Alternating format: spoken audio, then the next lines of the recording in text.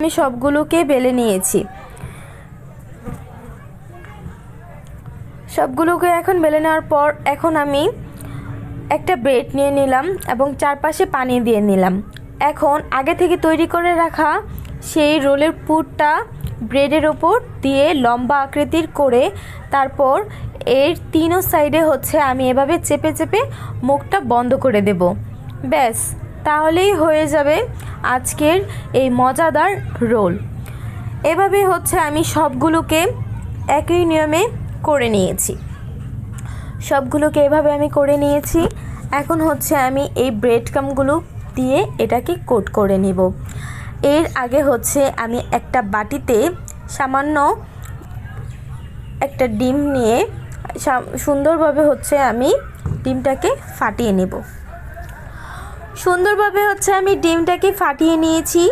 এভাবে আমি ডিমটাকে ফাটিয়ে নিয়ে তারপর আমি আরেকটা প্লেটে সেই রোলগুলো একে একে আমি সুন্দরভাবে সেই ফাটানো ডিম দিয়ে আমি চুবিয়ে নেব। সুন্দরভাবে আমি এই ডিম দিয়ে এভাবে মিক্স করে দিচ্ছি। ডিম দিয়ে এই রোলের ওপর এভাবে মিক্স করে সুন্দরভাবে এপিঠ ওপিঠ সুন্দরভাবে করে নেব। এখন এপিঠ হয়ে গেছে, এখন এটাকে উল্টিয়ে ওই পিঠও সেম একইভাবে যেভাবে আমি উপরেরটা করেছি সেম ডিমের মধ্যে দিয়ে ব্রাশ করে নেব। এভাবে সুন্দরভাবে ব্রাশ করে নিলে এখানে আমি ডিম ইউজ করেছি, আপনারা চাইলে এখানে ময়দাও ব্যবহার করতে পারেন। এখন আমি ব্রেড ক্রাম্বের মধ্যে এটা দিয়ে দিব। ব্রেড ক্রাম্বের মধ্যে এই রোলটি দিয়ে সুন্দরভাবে এটাকে কোট করে নেব। সুন্দরভাবে এখানে আমি একটা কোটই করেছি। আপনারা যদি আরও ভারী কোট চান তাহলে এখানে আপনারা আবার এই কোট করা একটাকে ঝরিয়ে ডিমের মধ্যে আবার চুবিয়ে তারপর আবার সেকেন্ড কোটও করতে পারেন। আমি এখানে একটা কোটই করেছি। এভাবে আমি সবগুলোকে রেডি করে নিয়েছি।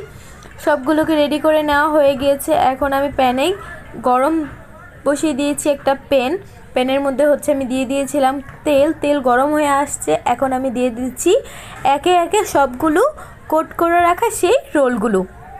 এখন শুধু ভাজার অপেক্ষা। সুন্দরভাবে আমি রোলগুলো দিয়ে দিয়েছি।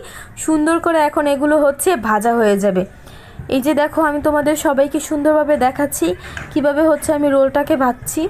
সুন্দরভাবে এভাবে ভাজা হয়ে গেলে এখন আমি এটাকে সুন্দরভাবে উল্টিয়ে দেব। উল্টিয়ে দিলে এক পাশ হয়ে গেলে আরেক পাশ যাতে সুন্দরভাবে হয় সেটা লক্ষ্য রাখতে হবে এবং চুলার আঁচটা একদম কমিয়ে দিতে হবে। আমি কিন্তু চুলার আঁচটা কমিয়ে এখন আরেক পাশ উল্টিয়ে দিচ্ছি। আমার চুলের পাশ যদি দুই সাইডই বাড়ানো থাকে তাহলে এগুলো পুড়ে যাবে। তো আমি এভাবে সবগুলো ভেজে নিয়েছি। দেখো কত সুন্দর ক্রিস্পি আর ঘ্রাণটা যা এসেছে, এত সুন্দর হয়েছে বলার বাহিরে। সুন্দর করে আমি সবগুলোকে এভাবে তেলটা ঝরিয়ে উঠিয়ে নেব এবং সসের মধ্যে ডিপ করে এটা খেতে অসাধারণ।